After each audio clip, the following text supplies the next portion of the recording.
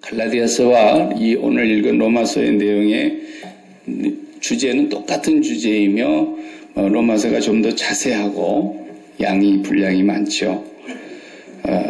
갈라디아서는 로마서를 다시 그냥 또 엑기스로 줄여서 쓴 것이라고 보면 아마 맞을 거예요. 그래서 우리가 양쪽의 말씀을 다 오늘 보았습니다. 결국은 갈라디아서의 주제는 우리가 구원을 얻어서 하나님 앞에 의롭다함을 얻는 것이 율법을 잘 지키는 행위로 말미암아서 얻는 것이냐, 아니면 예수 그리스도께서 우리를 위해서 대속하여 주신 그 공로를 믿음으로 의롭다함을 얻는 것이냐, 이 두 가지가 첨예하게 갈라디아 교회 안에서 혼란을 가져왔습니다. 본래는 혼란이 없었는데 사도 바울이 떠나고 난 뒤에 갈라디아 교회에 유대주의자들 가운데 율법주의자가 들어와가지고 너희들이 본래 개였는데 사람이 아니었다. 너희들은 하나님 앞에서는. 너희들은 이방인이었고 우리는 하나님의 택한 백성 아브라함의 자손이었는데 너희들하고 우리하고 차원이 달라. 너희가 어떻게 예수를 믿는다고 해서 우리와 똑같이 아브라함의 자손이 될 수 있겠느냐. 어린 반푼아치도 없는 소리 하지 말라는 거죠. 너희도 우리와 같이 하나님의 자녀가 되고 아브라함의 자손이 되려면, 그리고 아브라함의 복을 유업으로 받으려면 우리처럼 율법도 지켜야 되고 율법에서 명한 대로 할례도 받아야 되고, 이래야만이 너희들이 우리와 같은 한 사람이 될 것이다. 여기에 이제 갈라디아 교회를 와서 혼란스럽게 하고 믿음을 흔들어 놓은 이 바울이 저주를 받을지어다 했던 사람들이에요. 이 두 가지가 계속해서 대립이 되어 내려오고 있는데 갈라디아서 교회 하나의 문제가 아닙니다. 오늘까지도 2000년이 지난 지금도 교회 안에 이런 율법주의와 행위주의가 판을 치고 있다 이거예요. 예수 그리스도로 말미암는 믿음, 예수 그리스도의 의를 우리가 얻는 그 믿음, 그것으로만 구원을 얻는다는 것은 교리입니다. 교리. 그것을 성경에서 말씀을 뽑아가지고 교리적으로 이렇게 체계화시켜 놓은 것이죠. 그래서 나는 예수 그리스도의 십자가의 공로를 믿습니다.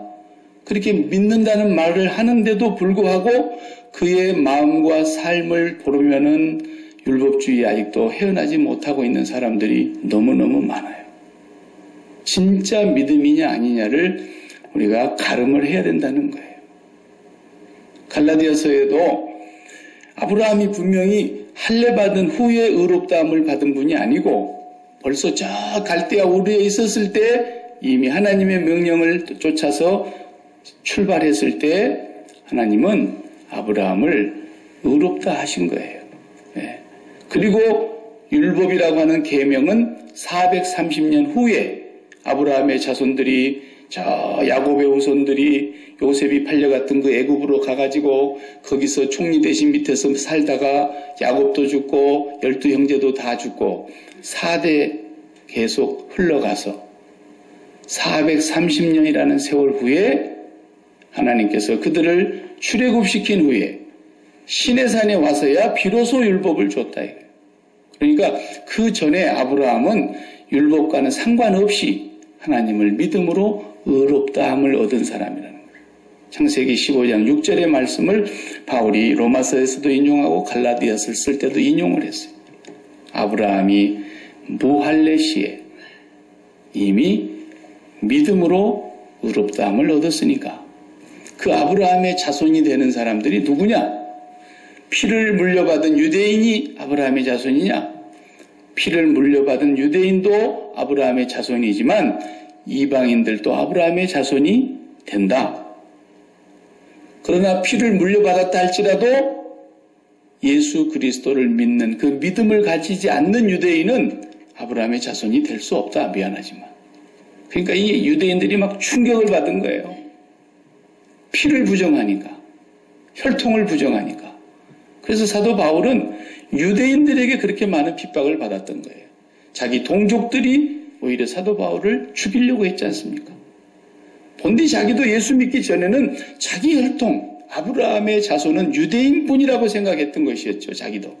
그러나 예수 믿고 난 이후부터서 자기가 율법을 잘 몰랐을 때, 율법을 잘 못 깨달았을 때에 그렇게 생각을 했고, 율법을 바르게 깨닫고 보니까 우리는 유대인의 혈통만 아브라함이 자손되는 것이 아니고, 유대인의 혈통도 죄인이고 이방인도 죄인이고 다 죄 아래 가두어져 있는데, 오직 예수 그리스도를 믿음으로만 의롭다함을 얻게 된다는 것을 바울이 성령의 말씀을 통해서 깨닫게 된 거죠. 그래서 로마서와 갈라디아서에서는 이것을 제일 주제로 썼어요. 오늘 또 우리가 읽은 내용들이 그리 어렵지는 않아요. 그 율법에 대해서는 다음 주에 제가 할 거예요. 도대체 그럼 율법은 뭐냐? 율법은 왜 주셨느냐? 지금의 시대의 율법은 우리에게 뭐냐 도대체?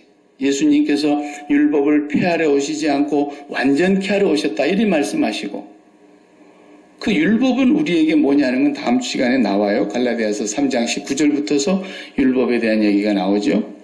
오늘은 우리가 믿는 바 예수 그리스도를 통해서만 의롭다함을 얻는다. 유대인이든 헬라이든. 이것을 우리가 모르는 바가 아니죠. 그런데 분명히 한 혈통이냐 아니냐는 지금도 DNA 검사를 해가지고 피로 확인을 합니다. 그 사람이 어디 가서 적절하지 않는 부적절한 일을 해가지고 자식이 하나 생겨났는데 그것을 감추려고 해도 어떻게 해요?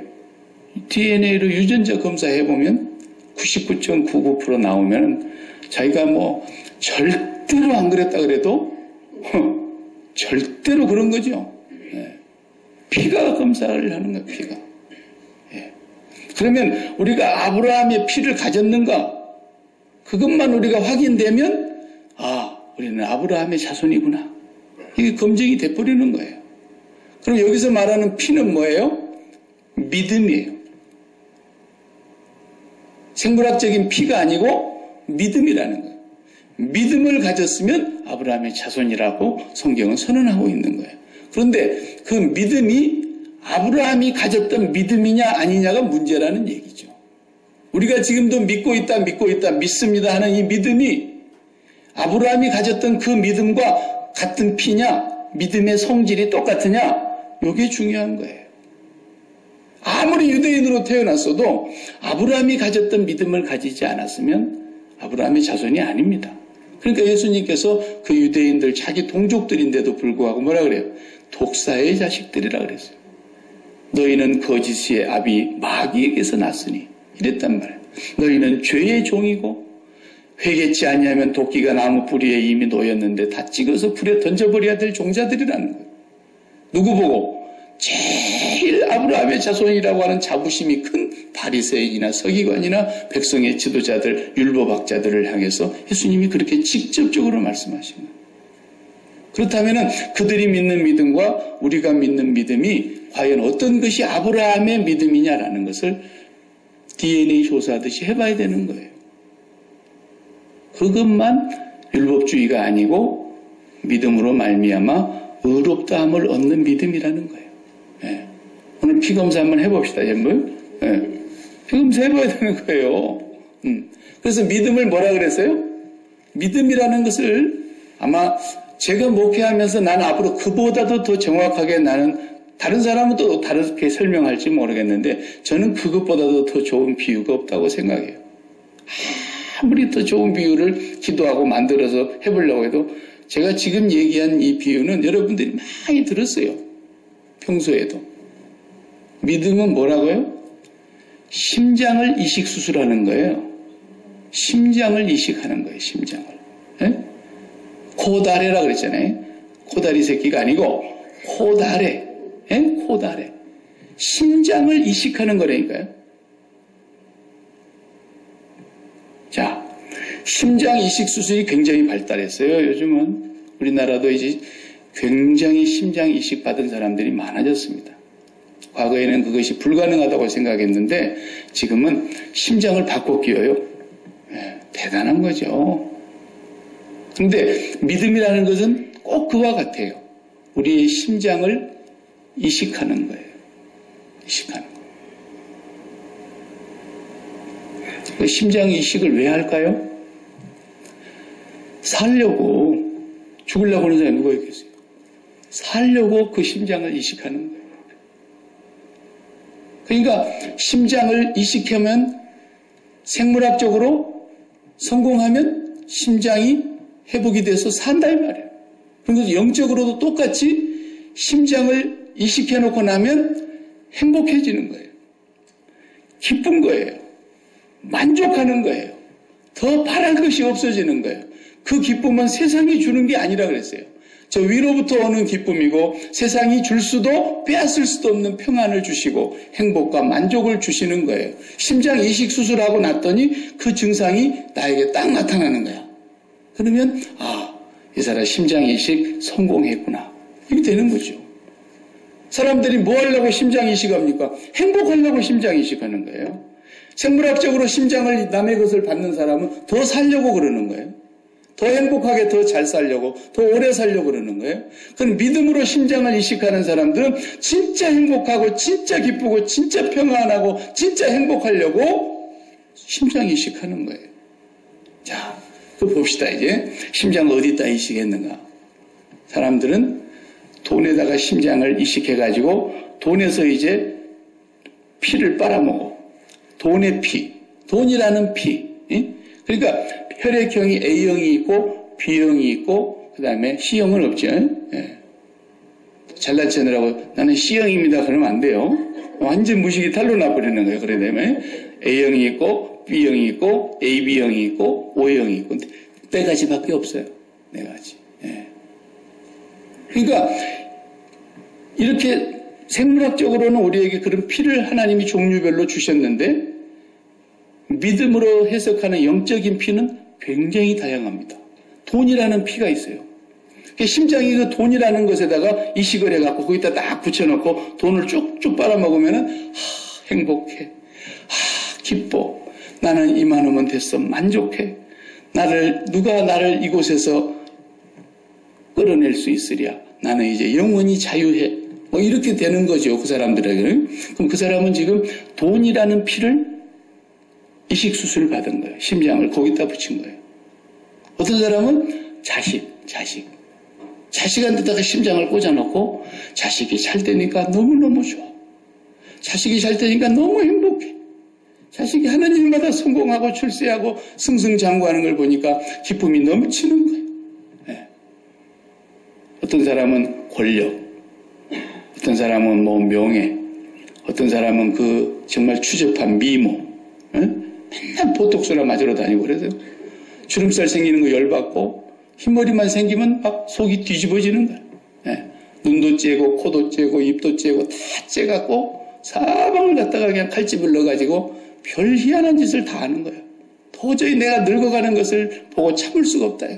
그래서 그런 미모와 젊음 그런 데다가 심장을 이식해놓고 살아서 빨아먹는 거예요. 그러니까 이 네 가지 피만 있는 게 아닙니다.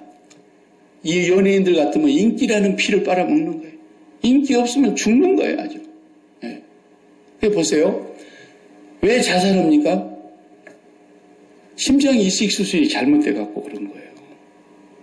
돈에다가 이 사람이 심장 이식을 딱 해놨는데 돈이 막 불러질 때는 좋아갖고 막 기쁘고 행복하고 평안하고 자유하고 이랬는데 돈이 막 쪼들려가지고 뱅크럽시까지 가니까 그때 뭐라 그래요? 어휴.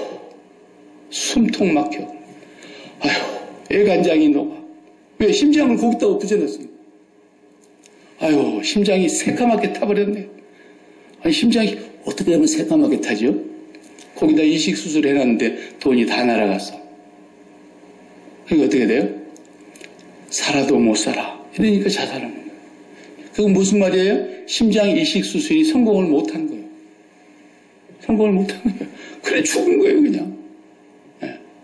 자식한테다가 심장 붙여놓은 사람, 자식이 잘 될 때 너무 좋아가지고 날마다 자식 자랑하는 맛에 살았는데 자식이 그만 나보다 먼저 세상을 떠나버렸다든지 자식이 뭐 어떻게 불행한 사건을 만나가지고 그냥 불구가 돼버렸다든지 자식이 그냥 갖고 있었던 사업이 다 망조가 들어서 그냥 거지가 돼가지고 그냥 어디 가서 신용도 없이 그렇게 돼버렸다든지 막 그러면 자식한테 다 빨아먹었던 그 심장이 또 어떻게 해요? 심장이 멈춥니다. 죽고 못 사는 거예요. 자, 우리 믿음을 한번 점검해 보자고요. 우리가 믿음이라는 말은 나의 심장을 바칩니다라는 뜻인데 어디다가 심장을 이식수술을 했냐라는 거예요. 어디다가 행복을 찾고 어디에서 기쁨을 찾고 어디에서 평강과 자유함을 찾으려고 심장을 붙여놨냐 이거예요. 그 기독교인들이 심장을 어디다 붙였느냐? 예수를 믿는다는 말은 내가 예수님께 내 심장을 바칩니다. 전능하사 천지를 만드신 하나님 아버지께 내가 심장을 바칩니다. 그 말이거든요. 하나님을 내가 믿사오면 교리적인 표현이고 실질적인 내용은 그 외아들 우리 주 예수 그리스도를 믿사오며가 아니고 그 예수 그리스도께 내 심장을 바칩니다. 성령으로 잉태하사 동정녀 마리아에게서 나신 예수 그리스도께 내가 심장을 바칩니다. 본디오 빌라도에게 고난을 받으사 십자가에 못 박히신 주님께 심장을 드립니다. 사흘 만에 다시 죽은 자 가운데서 부활하시고 하늘에 승천하시고 보좌 우편에 계신 그분에게 내가 심장을 바칩니다. 우리 사도신경이 그 말이거든요. 거기다 심장에 이식해 놓으면 심장 박동이 사고가 나겠어요? 안 나겠어요? 심장 이식 수술 성공하겠어요? 안 하겠어요? 반드시 문제가 없습니다. 만약에 하나님의 나라가 이제 부도가 났다. 그러면 우리는 큰일 나는 겁니다. 정말. 에? 하나님이 돌아가셨다. 뭐 이러면 우리는 정말 끝장나는 거예요. 왜? 올인해버렸는데 거기다가. 인생 전부의 심장을 다 들여버렸는데. 하나님이 이상이 없는 한 우리의 심장은 쭈그러들 일도 없고 애간장이 녹을 일도 없고 새까맣게 탈 일도 없고 살아도 못 살아. 그런 말이 나올 리가 없는 거예요. 근데 사람들이 하나님께 그렇게 심장 붙이고 사는 사람을 여러분 보셨어요? 나는 지금 찾고 있는 중이에요. 찾고 있는 중이에요. 보셨어요? 안 돼요. 그 머리로 안다고 해서 됩니까 그게? 안 됩니다. 그게 될 것 같으면요 예수님이 왜 오셨겠어요? 예수님 오실 이유가 없죠. 그래서 우리는 날마다 심장을 엉뚱한 데다 수술해갖고 붙여놨던 이것이 바로 우리는 영원히 저주받을 수밖에 없는 존재로 아담의 후예로 태어난 죄악의 구조를 갖고 태어난 사람이라는 뜻이에요. 우리가. 그래서 우리는 율법 아래 태어난 거예요. 그리고 율법에 의해서 저주가 합당한 자고 심판을 받아 멸망을 받아야 합당한 자로 우리가 태어난 존재 자체가 그 구조를 갖고 태어났기 때문에 우리 스스로는 절대로 심장이 옮겨갈 수가 없어요. 아무리 옮기려고 해도 안 옮겨져요. 그래서 예수 그리스도께서 오셔서 십자가에 죽으신 그 사건은 나를 위한 사건이었을 뿐만 아니라 내가 죽은 사건이라. 그 죄악의 율법 아래 매여있는 그 죄악의 구조로 태어난 나의 죄된 성품과 옛사람 전체를 십자가에 못 박아 죽여버린 사건이라는 걸 믿으시기 바랍니다. 그걸 믿고 날마다 시인하고 날마다 확인하고 하루에 골백 번이라도 수천 번이라도 우리가 마음이 심장이 엉뚱한 데로 갈라 그러거든 죽은 자라는 걸 확인하셔야 돼요. 그게 성령 충만한 사람이에요. 그렇게 될 때에 성령께서 우리를 붙드셔서 우리의 심장이 하나님께로 붙게 하시는 거예요. 예. 아브라함은 그런 믿음을 가졌던 사람이라 이거예요. 아브라함 우리가 창세기 배울 때 다 했잖아요. 아브라함 보세요. 스데반 집사가 아브라함에 대한 설교를 하고 시작합니다. 사도행전 7장 1절부터가 스데반 집사님의 설교 한 편이에요. 그게 7장 전체가. 그리고 7장 끝부분에 가서 돌에 맞아서 그냥 순교를 당하시죠. 그때 스데반 집사님이 구약의 설교를 쫙 하시는 거예요. 예수 그리스도까지. 아브라함이 메소포타미아에 있을 때에 영광의 하나님이 그에게 보여 내가 너에게 지시할 땅으로 가라 하셨더니 언제부터 그랬어요? 메소포타미아 갈대아 우르에 있을 때 영광의 하나님이 그에게 보였다 그랬어요. 하나님은 사실 볼 수 없는 분입니다. 구약시대나 지금이나 앞으로도 영원히 하나님은 우리가 천국에 가서 직접 배우기 전에는 얼굴과 얼굴을 대하여 배우기 전에는 우리가 이 땅에 있을 때는 하나님을 볼 수는 없어요. 하나님의 영광의 모습을 우리가 보는 거예요. 그냥.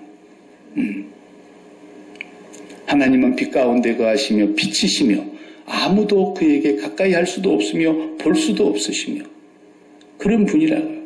그런데 이 땅에 독생하신 하나님 예수 그리스도께서 하나님을 나타내셨다 그랬어요. 그래서 나를 본 자는 아버지를 보았거늘 그랬어요. 네.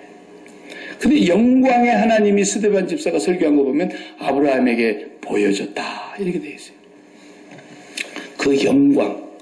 그 영광이라는 것이 바로 하나님의 모습을 봤다 이렇게 표현하는 거예요. 실체를 못 봐요. 보고서 살 사람이 없어요. 예.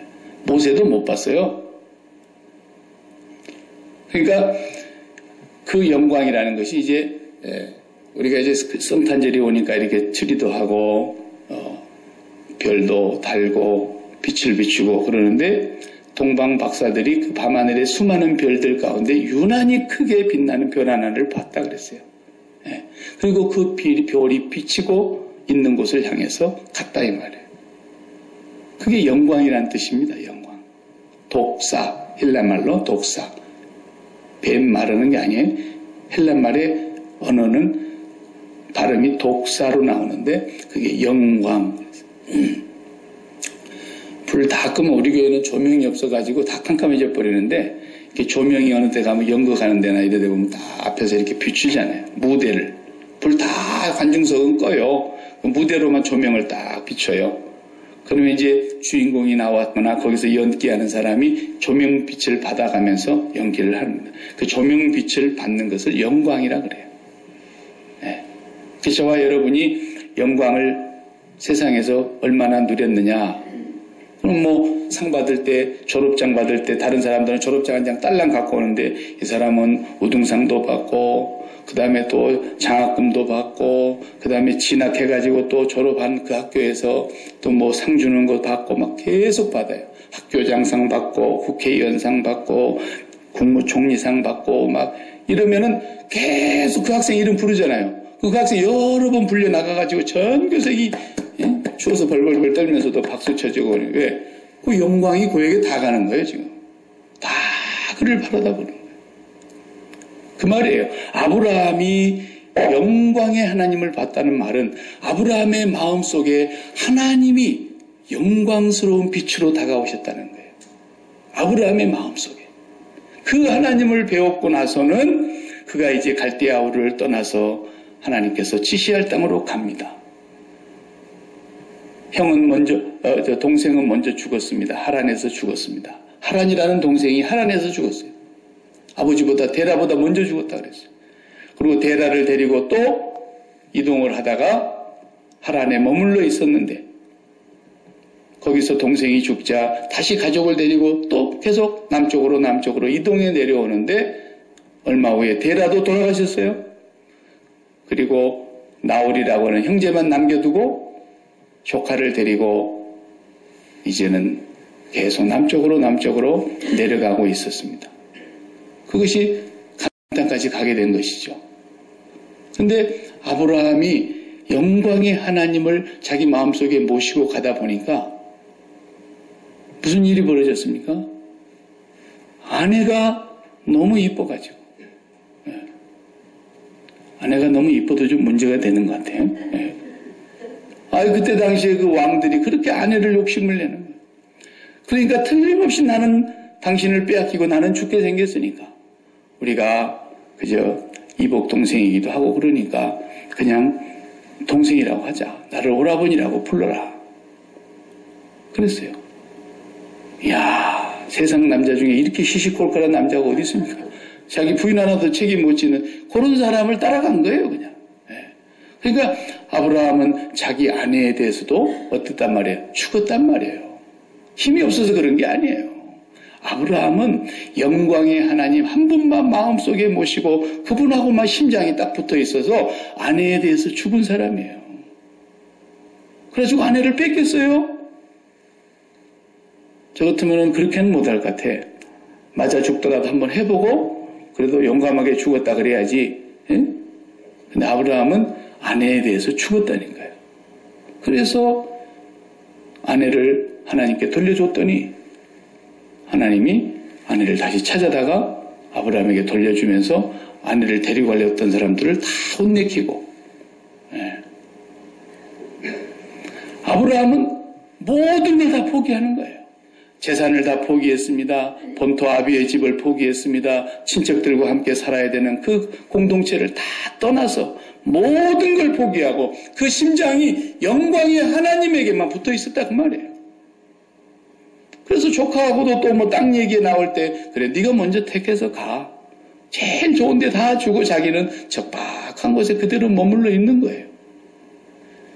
또 조카가 잡혀가가지고 인질로 잡혀갔는데 그걸 가서 구해와가지고도 소돔 왕이 칭찬하면서 다 전리품만 가져가라고. 그러니까 나는 희로라기 하나도 가지지 않겠습니다. 그러면서 아브라함은 하나님 한 분만. 아브라함을 밤중에 별을 보러 하늘을 쳐다보라 그러면서 저 별을 네가 셀 수 있겠냐? 네 자손이 이와 같이 많을 것이다. 근데 아들이 있어요, 없어요? 없어요. 그런데 하나님이 그 말씀을 하시는 거예요. 그러니까 아브라함은 그 영광의 하나님의 말씀으로 나온 그 언약을 믿었다는 거예요. 그 언약을 믿은 거예요. 그것은 하나님이 그만큼 신실하신 하나님이라는 걸 믿었다는 뜻이죠. 지난주에 제가 얘기했죠. 신앙이 아닌 것과 신앙을 구분할 때 신념과 신앙, 이건 절대로 다른 게예요. 다른 게. 하나는 구원을 받는 믿음을 말하는 거고 하나는 그 마귀한테서 받은 거예요. 예수 안 믿는 사람들은 다 신념을 갖고 사는 거예요. 신념은 뭐예요? 언약이 없어요. 그냥 내가 마음속에 좋다는 걸 선택하는 거예요. 세상이 좋다고 하는 보편적 가치 가운데 하나를 내가 선택하거나 둘을 선택하거나 셋이나 네 개를 다 선택해놓고 나는 이렇게 되리라. 날마다 거울을 쳐다보면서 박일규 너는 반드시 이 사업을 해서 성공하게 되리라. 성공하게 되리라. 그러면서 날마다 거울에 자기 얼굴 쳐다보면서 시인하고 그렇게 믿고 그게 신앙 아닙니다. 그건 신념이라 그래요. 하나님과도 상관없는 거고 예수님과도 상관없는 거고 누구든지 세상에 태어난 사람들은 예수를 안 믿어도 그런 신념을 갖고 삽니다. 그래서 그 신념이 자기 속에 딱 목표로 세워지면 그때부터서 노력하게 됩니다. 최선을 다합니다. 수고합니다. 예수 안 믿는 사람들이 다 그렇게 사는 거예요. 우리는 그렇지 않아요. 우리는 그런 신념을 가진 꿈을 가진 사람들이 아니고 신념에서 나오는 그런 어떤 비전을 가진 사람들이 아니고 하나님이 언약한 것만 믿는 거예요. 하나님이 언약한 것은 반드시 이루어진다. 천하가 두 쪽이 나고 사람이 나를 죽여도 하나님은 그 언약을 이루시는 하나님이다. 하나님은 아브라함은 그걸 믿었다는 거예요. 약속하신 이는 미쁘시니. 미쁘단 말이 뭔 말이에요? 밉기도 하고 이쁘기도 하고 그런 말이 아니에요? 약속하신 이가 미쁘시다는 말은 무슨 말이에요? 변함이 없으신 믿을 수 있는 신실한 분이다 그런 뜻이에요. 하나님 한 번도 나를 실망시킨 적이 없으시고 언제나 공평과 은혜로 나를 지키셨네. 오 신실하신 주, 오 신실하신 주. 여러분 하나님이 여러분 한 번도 실망 안 시켰습니까? 와 믿음 대단하네요. 하나님 여러분 정말 한 번도 실망시키지 않았습니까? 여러분 그렇게 기도했는데 다 응답해 주시던가요? 와 저보다 믿음이 좋아요. 저 할 말이 없어요. 우리가 신념 속에서 가졌던 그리고 우리가 신념이 가져다주고 있는 보편적 가치를 내 마음속에 품고 하나님 이것 좀 주시면 좋겠습니다. 나는 아무리 그렇게 기도해도 안 주시더라고. 그러다 실망 많이 했어요. 왜? 신앙이 아니었기 때문에. 그건 신앙이 아니에요. 하나님은 반드시 언약하십니다. 그리고 말씀하시는 하나님이십니다. 그 말씀이 육신이 되어서 또 오셨습니다. 그 육신으로 오신 그 하나님의 말씀이신 그분이 또 입으로 선포하셨습니다. 재확인해 주셨습니다. 내가 너희와 피로 세운 이 언약. 이건 반드시 이룰 거라는 것입니다. 그걸 믿는 것이 믿음이에요. 사람이 나를 죽여도 그 신실하신 언약은 없어지질 않아요. 그래서 사람끼리도 서로 문서 써가지고 파는 사람과 사는 사람 계약하고 사인해버리면 바꿀 수가 없잖아요. 그런데 아브라함하고 하나님하고 그렇게 언약이 이루어졌다 이거예요. 그 언약은 율법이 이루어지기 전 430년 전에 이미 믿음으로 말미암아 구원을 얻는 이 하나님의 자녀가 되고 아브라함의 자손이 되는 이 축복을 언약하셨어요. 그 언약하신 것은 반드시 이루시는 하나님을 아브라함은 믿었다라는 거예요. 예. 여러분 그런 믿음을 가지셔야 됩니다. 무턱대고 믿는 거 아니에요. 그냥 무조건 믿는 거 아니에요. 우리는 언약을 붙드는 하나님의 백성들입니다. 그리고 그 믿음은 심장을 하나님께로 이제 붙이는 겁니다. 예, 하나님, 나는 이제 하나님께 이 심장을 드립니다. 천하에 무슨 일이 벌어져도 내가 심장을 붙이고 있는 하나님, 당신은 신실하십니다. 변하지 않으십니다. 그 약속이 반드시 이루실 것을 나는 믿습니다. 이 믿음만 구원 얻는 믿음이라니까요. 여러분, 우리가 얼마나 죄 가운데서 저주 아래서 심판을 받아 멸망에 처해야 될 백성인가를 우리가 알아야 돼요. 율법은 그것을 깨닫게 해주려고 우리에게 주신 거예요. 다음 시간에 제가 율법에 대해서 자세하게 설명을 해드릴 텐데, 그래서 우리는 정말 눈만 뜨면 심장이 이게 이식수술 해놓은 것이 뚝 떨어져갖고 안 붙어. 하나님하고 잘 안 붙고 꼭 이게 떨어져가지고 자식 안 들어가려고 그러고, 돈 안 들어가려고 그러고, 건강 문제로 가려고 그러고, 사업으로 가려고 그러고, 성공으로 가려고 그러고, 또 직장생활 하는 것 같으면 승진으로 가려고 그러고, 이 심장이 덜렁덜렁해, 맨날. 붙지를 않고. 이게 왜 그래요? 아담의 자손으로 태어났기 때문에 그런 거예요. 이 옛사람의 모습이 우리 속에 주님이 오셔서 우리가 불갑을 썩지 아니할 몸을 입을 때까지는 이 세상에서 생명을 붙이고 마음과 몸이 같이 있는 동안에는 없어지질 않아요. 네. 그래서 바울이 그걸 깨달았다 그랬죠. 내 속에 한 법이 있는 걸 깨달았는데, 내 속에 한 법이 뭐예요? 법칙이라는 게 법칙. 법칙은 뭐예요? 안 바뀌는 거예요. 중력의 법칙, 가속도 법칙 안 바뀌잖아요. 연력학체 1법칙, 2법칙, 3법칙, 만류 인력의 법칙, 이런 법칙이 나오잖아요. 바울이 그걸 깨달았다는 거예요. 내 속에 한 법칙이 있는 걸 내가 깨달았다. 선을 행하기를 원하는 선은 행하지 아니하고 악을 행하지 원치 아니하는 그 악을 계속 행하고 있는 걸 보았는데, 왜 그런가 봤더니 이 심장이 세상에 붙어 있더라 이거예요. 아담의 자손으로 태어나서 육신의 정욕에 붙어있고, 안목의 정욕에 붙어있고, 이생의 자랑에 붙어있고, 먹음직한 것에 붙어있고, 보암직한 것에 붙어있고, 지혜롭게 할 만큼 탐스러운 것들에게 전부 마음이 붙어서 탐욕으로 말미암아 결국은 죽더라는 거예요. 네. 이 죄악의 구조를 가지고 있는 죄의 법칙 아래 매여 있는 이 사람을 예수 그리스도께서 십자가에 죽으실 때 나의 그 옛사람을 죽이심을 믿으시기 바랍니다. 여러분, 죽었다는 걸 이제 확인하셔야 돼요. 왜? 뭐 때문에? 언약이 그랬기 때문에. 그게 언약이에요. 피와 살을 주시면서 이 언약을 믿으라 그런 거예요. 내가 죽었다는 것은 너희도 죽었다는 걸 믿으라는 거예요. 날마다 시인하고 확인하라는 거예요. 오늘 또 자식한테 마음이 붙으려고 하는 이것은 어쩔 수가 없지만 내가 자식에 대해서 죽었음을 시인하라는 거예요. 왜? 언약이 그러니까. 여러분, 그 언약을 놓치면 멸망으로 가는 거예요. 그 언약만 끝까지 붙들면, 주님, 나는 연약합니다. 나는 연약합니다. 나는 죄인입니다. 내가 또 눈을 뜨고 보면 내가 붙들려 있는 사업에 또 심장이 넘어가가지고, 사업이 흔들거리면 내 심장이 벌렁거리고, 사업이 좀 잘 되면 내 심장이 안정을 찾다가, 또 사업이 기울어지면 내 심장이 또 벌렁거리고, 자식한테 심장이 붙어가지고 자식이 잘 된다 그러면 좋아갖고 그냥 신바람 나서 어쩔 줄을 몰랐다가 자식에게 안 좋은 일이 터지고 나면 또 심장이 가라앉고, 주여, 나는 이렇게 죄적인 구조를 가지고 태어난 죄인입니다. 그러나 이런 죄인을 위해서 주님이 십자가에서 죽으실 때 내가 그리스도와 함께 십자가에 못 박힌 것을 믿습니다. 날마다 시인하는 거예요. 그게 우리가 십자가를 생활화하는 겁니다. 그 말이 바울이 나는 날마다 죽노라라고 말한 말인 것입니다. 루터가 하는 말, 나는 날마다 세례를 받노라. 그 말을 했던 것입니다. 매일 확인해야 돼요.